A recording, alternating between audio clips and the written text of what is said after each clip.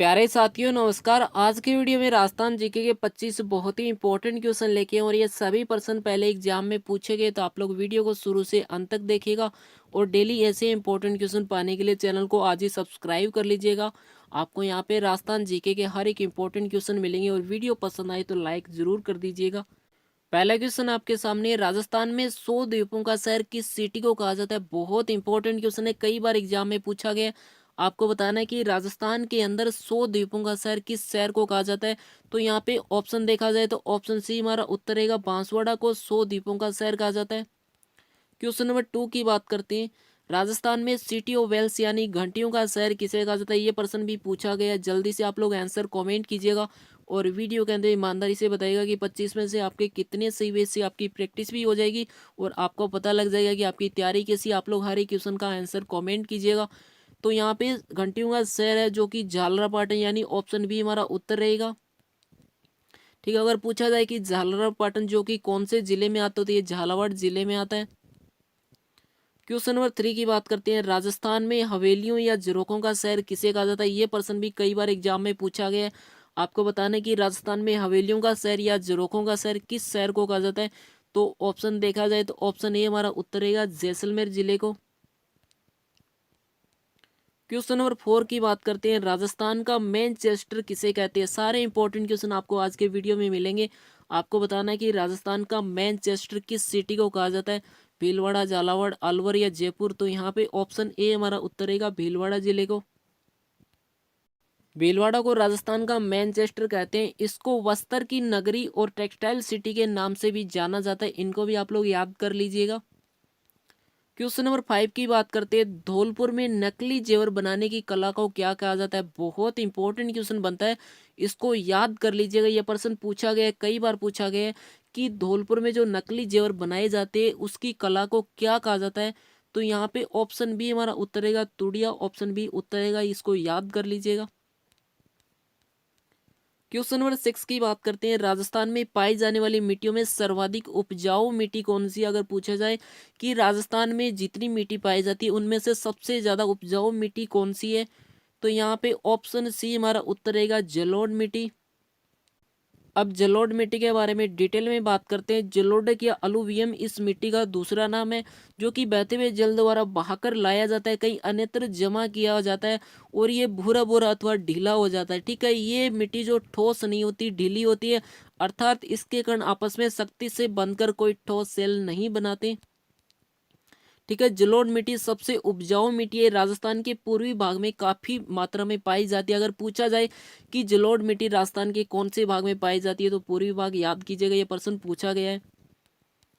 ठीक है, बात करते हैं क्वेश्चन नंबर 7 की, राजस्थान में पान मेथी जो कि काफी फेमस है, इसका उत्पादन जो है कौन से जिले में सबसे ज्यादा किया जाता है। बहुत अच्छा प्रश्न है, ये प्रश्न भी कई बार पूछा गया है। तो सीकर, चूरू, नागौर या भरतपुर।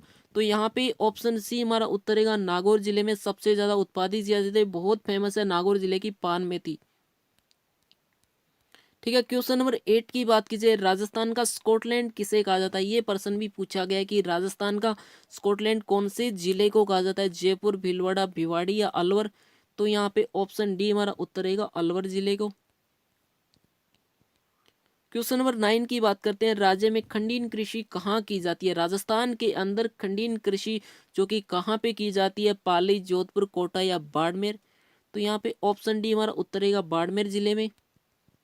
ठीक है, अगर पूछा जाए कि खंडीन मिट्टी होती क्या है, तो खंडीन जो कि खेत के किनारे सिद्धपाल बनाकर वर्षा जल को कृषि भूमि में संग्रह करने तथा इस प्रकार संग्रहित जल से कृषि भूमि में पर्याप्त नमी पैदा कर उसमें फसल उत्पादन करने की एक परंपरागत तकनीक है, पुरानी जो है विधि है ये। ठीक है, खेत के अंदर एक पाल जो है बनाई जाती है, उसके बाद जो वर्षा का जल होता है उसको संग्रह करके और वहां पे जो है जो पूरी तरह से जो कृषि भूमि होती है वहां पे नमी पैदा की जाती है, उसके बाद फसल का उत्पादन किया जाता है।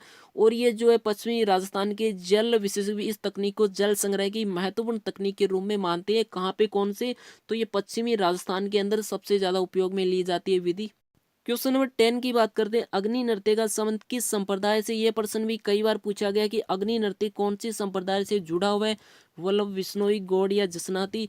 तो यहाँ पे ऑप्शन डी हमारा उत्तर रहेगा, जसनाती संप्रदाय से अग्नि नृत्य जुड़ा हुआ है। ठीक है, बात करते हैं अग्नि नृत्य, जो कि राजस्थान के लोक नृत्यों में से एक है। ये नृत्य अग्नि अर्थात धधकते हुए अंगारों के बीच में किया जाता है। ठीक है, इस नृत्य में केवल पुरुष ही भाग लेते हैं, महिलाएं भाग नहीं लेती। ठीक है, और बीकानेर में ये नृत्य विशेष तौर पे किया जाता है। ठीक है, राजस्थान में अग्नि नृत्य का आरंभ जसनादी संप्रदाय के जाट सिद्धों द्वारा किया गया था। ठीक है, उसके अलावा बात की जाए तो ये नृत्य का उद्गम स्थल बीकानेर माना जाता है, जो कि कतरियासर गांव में माना जाता है। अगर बीकानेर में एग्जैक्ट लोकेशन आपसे पूछा जाए तो कतरियासर है। और जसनाती संत जो कि रत जगह के समय आग के अंगारों पे ये नृत्य करते हैं। ठीक है, आग के अंगारों पे ये नृत्य करते हैं, इसीलिए इस नृत्य को अग्नि नृत्य कहा जाता है। क्वेश्चन नंबर 11 की बात की जाए, राजस्थान में खरीफ तिलहनों के अंतर्गत सबसे अधिक क्षेत्र में बोया जाता है। अगर पूछा जाए कि राजस्थान के अंदर खरीफ फसल जिसके अंदर तिलहन में सबसे अधिक कौन सी फसल बोई जाती है, मूंगफली, तिल, कैस्टर बीज या सोयाबीन, तो यहाँ पे ऑप्शन डी हमारा उत्तर रहेगा सोयाबीन। क्वेश्चन नंबर 12 की बात करते हैं, राजस्थानी शैली का उद्गम कौन सी शैली से माना जाता है। बहुत इंपॉर्टेंट क्वेश्चन है, कई बार एग्जाम में पूछा गया। आपको बताना है कि राजस्थानी शैली का उद्गम किस शैली से माना जाता है। जल्दी से आप लोग आंसर कमेंट कीजिएगा। और इस तरह के सारे इंपॉर्टेंट क्वेश्चन पाने के लिए चैनल को आज ही सब्सक्राइब करके घंटी को दबा लीजिएगा। और वीडियो के अंत में आप सभी से एक इंपॉर्टेंट क्वेश्चन पूछा जाएगा, उसका भी आप लोग आंसर को जरूर कॉमेंट कीजिएगा। तो यहाँ पे अपना उत्तर रहेगा कि राजस्थानी शैली का उद्गम अपभ्रंश शैली से माना जाता है। इसको याद कर लीजिएगा, बहुत बार पूछा गया। ठीक है, तो ये अपभ्रंश शैली जो कि पश्चिमी भारत में विकसित लघु चित्रों की एक चित्रकला शैली है। और अपभ्रंश शैली जो कि 11वीं से 15वीं शताब्दी के बीच में प्रारंभ ताड़पत्रों में बाद में कागज पे चित्रित की गई थी। ठीक है, इस शैली को जैन गुजराती और पश्चिमी शैली आदि नामों से भी जाना जाता है। इसके दो नाम है, जैन गुजराती और पश्चिमी शैली, इनको भी याद कर लीजिएगा। क्वेश्चन नंबर 13 की बात की जाए, राज्य में सर्वाधिक क्षेत्र में बोई जाने वाली फसल कौन सी है। राजस्थान के अंदर अगर पूछा जाए कि कौन सी फसल जो कि सबसे ज्यादा बोई जाती है, चना, जौ, बाजरा या गेहूं, तो यहाँ पे गेहूं टिक मत कर देना, क्योंकि ऑप्शन सी हमारा उत्तर का बाजरा राजस्थान में सबसे ज्यादा उत्पादित की जाती है। ठीक है, देश में सर्वाधिक बाजरे का उत्पादन कहाँ पे होता है, राजस्थान में होता है। और राजस्थान में सर्वाधिक बोए जाने वाला खाद्यान्न जो कि बाजरा है। राजस्थान का पश्चिमी भाग बाजरा उत्पादन हेतु प्रसिद्ध है, जबकि जयपुर जिला बाजरा उत्पादन में प्रथम स्थान पे है। और राजस्थान में बाजरा अनुसंधान केंद्र कहाँ पे, बाड़मेर में। अगर बाजरा अनुसंधान केंद्र पूछा जाए तो बाड़मेर रहेगा, सबसे ज्यादा उत्पादन है जो कि जयपुर में।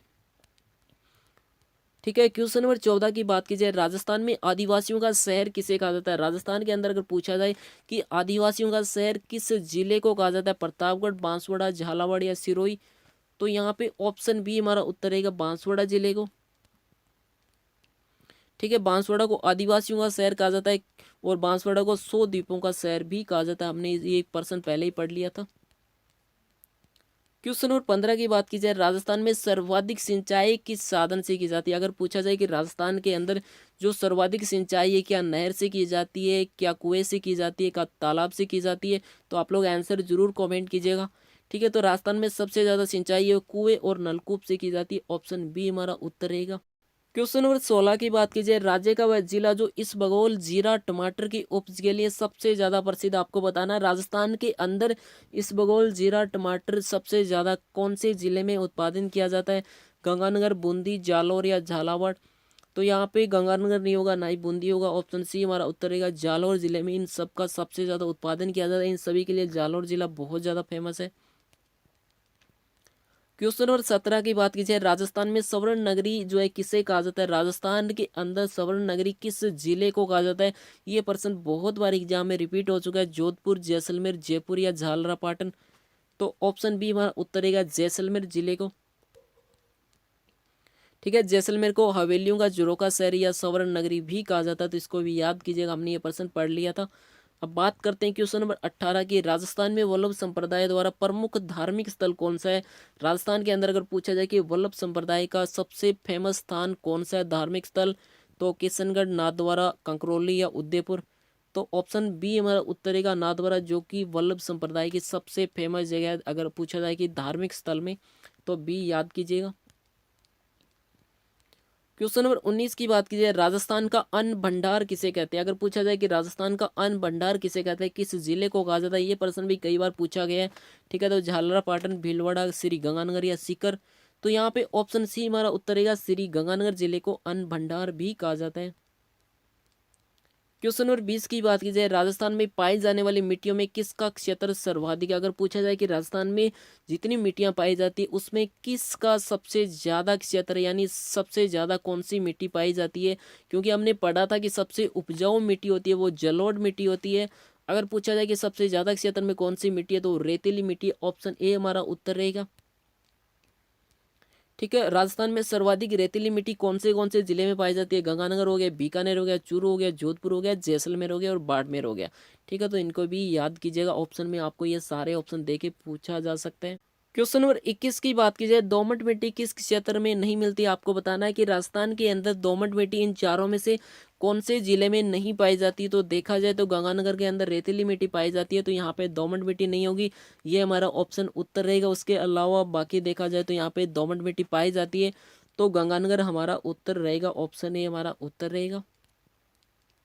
क्वेश्चन नंबर 22 की बात करते हैं, राजस्थान में भूरी रेतीली मिट्टी में किस तत्व की अधिकता होती है। बहुत अच्छा प्रश्न बनता है, आपको बताना है कि राजस्थान में जो भूरी रेतीली मिट्टी पाई जाती है उसमें कौन से तत्व की मात्रा अधिकतम होती है, क्योंकि हमने पढ़ा था कि राजस्थान में रेतीली मिट्टी सबसे ज्यादा पाई जाती है, राजस्थान की सबसे उपजाऊ मिट्टी है जलोढ़ मिट्टी। तो यहाँ पे ऑप्शन बी हमारा उत्तर रहेगा, फास्फेट, जो कि भूरी रेतीली मिट्टी में सबसे ज्यादा अधिकता रहती है। क्वेश्चन नंबर 23 की बात करते हैं, वह कौन सी प्रक्रिया है जिससे पश्चिमी राजस्थान की मिट्टियां अम्लीय व क्षारीय हो जाती है। बहुत अच्छा प्रश्न बनता है, आपको बताना है कि पश्चिमी राजस्थान के अंदर मिट्टी अम्लीय व क्षारीय क्यों बन जाती है, उसका कारण बताइएगा। जल्दी से आप लोग आंसर कमेंट कीजिएगा। तो यहाँ पे ऑप्शन बी हमारा उत्तर रहेगा, नीचे से ऊपर की ओर कोशिकाओं के रिसाव के कारण वहाँ की मिट्टी अम्लीय व क्षारीय बन जाती है। क्वेश्चन नंबर 24 की बात करते हैं, राजस्थान के किस जिले का सर्वाधिक क्षेत्र कच्छारी मिट्टी का है। राजस्थान के कौन से जिले की जो है वहां पे कच्छारी मिट्टी सबसे ज्यादा पाई जाती है। अलवर, चूरू, पाली या धौलपुर, जल्दी से आप लोग आंसर दीजिएगा। तो यहाँ पे ऑप्शन डी हमारा उत्तर रहेगा, धौलपुर जिले में कच्छारी मिट्टी सबसे ज्यादा पाई जाती है। ठीक है, कच्छारी मिट्टी को जलोढ़ मिट्टी भी कहा जाता है, क्योंकि राजस्थान की सबसे उपजाऊ मिट्टी जलोढ़ मिट्टी है और ये मुख्यतः भरतपुर, जयपुर, टोंक, सवाई माधोपुर, धौलपुर जिले में पाई जाती है। ठीक है, अगर पूछा जाए कि राजस्थान में कच्छारी मिट्टी जो है किन किन जिलों में पाई जाती है, ठीक है, तो जल्दी से आप लोग आंसर कमेंट कीजिएगा। तो हमने पढ़ा था कि भरतपुर, सवाई माधोपुर, धौलपुर, टोंक, तो ऑप्शन सी हमारा उत्तर रहेगा कि ये भरतपुर, सवाई माधोपुर, टोंक और धौलपुर में ये मिट्टी पाई जाती है। अब बात करते हैं वीडियो के अंत में आप सभी से एक इम्पोर्टेंट क्वेश्चन पूछा जा रहा है, इसका आप लोगों को आंसर जरूर देना है। अगर आपको आंसर नहीं पता हो तो भी कोशिश कीजिएगा, क्योंकि कोशिश करने वालों की कभी हार नहीं होती। राजस्थान में केंद्रीय बीज फार्म कहाँ पे। बहुत अच्छा प्रश्न बनता है कि राजस्थान के अंदर केंद्रीय बीज फार्म किस जगह पे है। सूरतगढ़, रामपुरा, सुमेरपुर और कर्णपुर, इसका आपको आंसर कमेंट करना है। अब बात करते हैं आपको वीडियो कैसा लगा। अगर अच्छा लगा हो तो लाइक कर देना और अपने दोस्तों तक शेयर भी कर देना, और पूरा राजस्थान जीके कवर करने के लिए आज ही चैनल को सब्सक्राइब कर लेना। हर एक इंपॉर्टेंट क्वेश्चन मिलेगा, राजस्थान करंट अफेयर मिलेगा, जितने भी इंपॉर्टेंट क्वेश्चन बनते हैं सारे इंपॉर्टेंट क्वेश्चन आपको यहाँ हमारे चैनल पे मिलेंगे। सब्सक्राइब करके घंटी को दबा लीजिएगा और वीडियो को लाइक कर देना, और किसी भी तरह का डाउट हो आप लोग कमेंट करके पूछ सकते हैं और अपने दोस्तों तक शेयर भी कीजिएगा। Thank you.